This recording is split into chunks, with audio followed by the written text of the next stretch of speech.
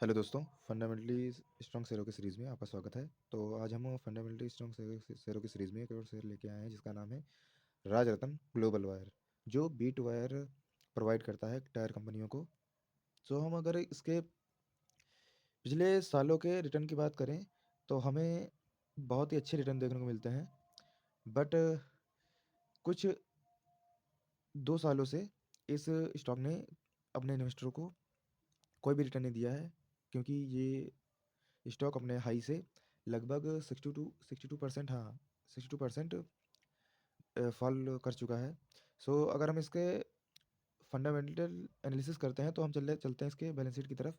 तो सबसे पहले हम देखते हैं ये कंपनी करती क्या है। तो about company, the company is engaged in the manufacturing of bead wire, bead a high carbon steel wire utilize in the production of tyres. Additionally the company produce drawn steel wire, commonly referred to as black wire, which find application in various industries such as automobile, construction and engineering. तो अगर की points की बात करें तो सबसे पहले आता है tyre Beed wire, used in A all kind of automobiles tyres. ये टायर्स में यूज होती है, tyres of earth moving equipment, जैसे ये हो गया बुलडोजर हो गए या ट्रक हो गए, एयरक्राफ्ट हो गए। It prevents vibration during driving and is required for the safety strength and durability of tyres. High carbon steel wire used in automobiles, construction and engineering industries. It is also known as a black wire. तो इसका अगर product split to turnover देखते हैं 2023 का, तो tyre Beed wire जो इसका है वो 89% है और हाई कार्बन स्टील वायर 11% है। मार्केट पोजीशन की बात करें तो the company is the world's largest bead wire manufacturing line at the Pithampur plant and the only manufacturer of bead wire in Thailand. तो इसके अगर क्लाइंट की बात करें हम, तो की customer included MRF limited, Apollo tyres, CEAT tyres and Brixton tyres in India, and also have clientele in Thailand such as Sumitomo rubber.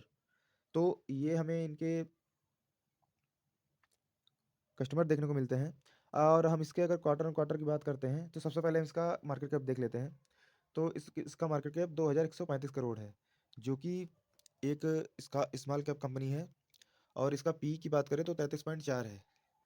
तो अभी थोड़ा सा वैल्यूएशन महंगा है, लेकिन स्टॉक अपने हाई से लगभग 62% फॉल कर चुका है। तो टाइम वाइज और प्राइस वाइज भी लगभग करेक्शन पूरा ही होने वाला होगा।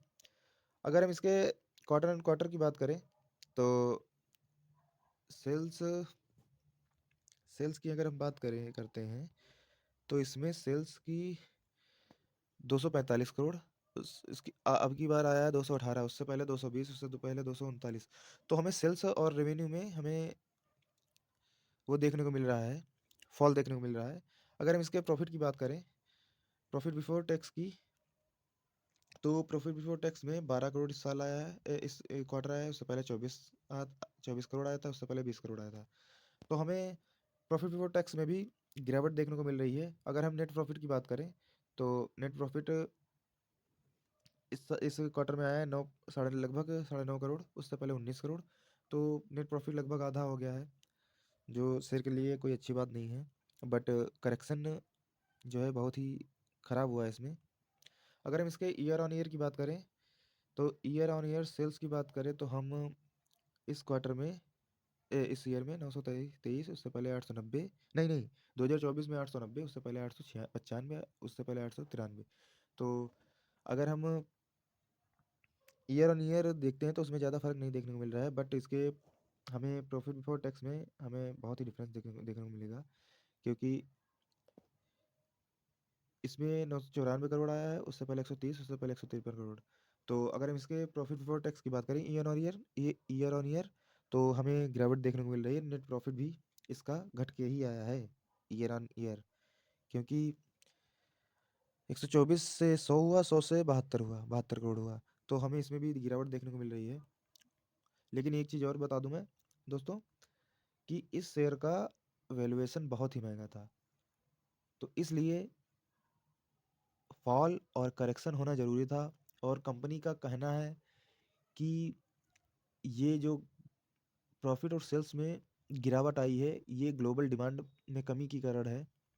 सो आगे वाले समय में कंपनी जो है अपने प्रोजेक्ट्स और अपना जो टर्नओवर बढ़ाने का कैपेक्स कर रही है।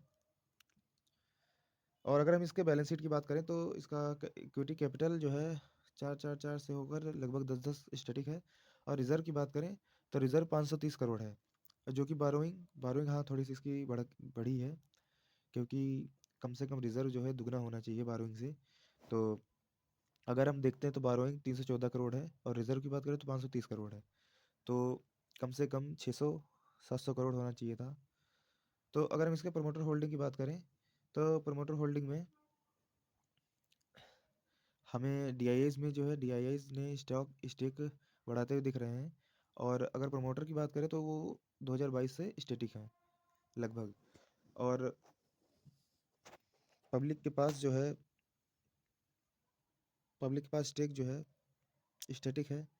एफआईएस ने हाँ ज़रूर माल अपना बेचा है, स्टेक कम किया है। बट अगर ओवरऑल कंपनी का बिजनेस मॉडल समझते हैं तो मुझे लग रहा है कि हाँ आर्थिक मंदी की इकोनॉमिक स्लो डाउन के चक्कर में ये इस कंपनी को बहुत ही ज़्यादा फ़र्क पड़ा है। लेकिन अगर ग्लोबल डिमांड या जो है हमें इकोनॉमी जो है ग्रोथ अच्छी देखने को मिलती है तो ज़रूर ये कंपनी आने वाले समय में मल्टीबैगर रिटर्न दे सकती है। आप अपनी वॉच लिस्ट में इसको शामिल कर सकते हैं। और क्योंकि पिछले कई सालों में इसने अपने इन्वेस्टरों को बहुत ही अच्छे मल्टीबैगर रिटर्न बना के दी है इस कंपनी ने। सो ये कोई अगेन कोई बाय एंड सेल रिकमेंडेशन नहीं है, क्योंकि आप खुद से पहले इस कंपनी के बारे में पढ़ें, इसकी कॉन कॉल के बारे में पढ़ें इस कंपनी के, और बैलेंस शीट जरूर चेक करें कि कंपनी प्रॉफिट कर रही है कि नहीं कर रही है। अगर मेरी बात करें तो मैं इसके 3-4 क्वार्टर ज़रूर देखूंगा कि मुझे इसमें इन्वेस्ट करना है कि नहीं करना है। सो दोस्तों, इस वीडियो में इतना ही। अगर और भी इन्फॉर्मेटिव वीडियोस देखनी है तो हमारे चैनल को सब्सक्राइब करें, बेल आइकन दबाएं।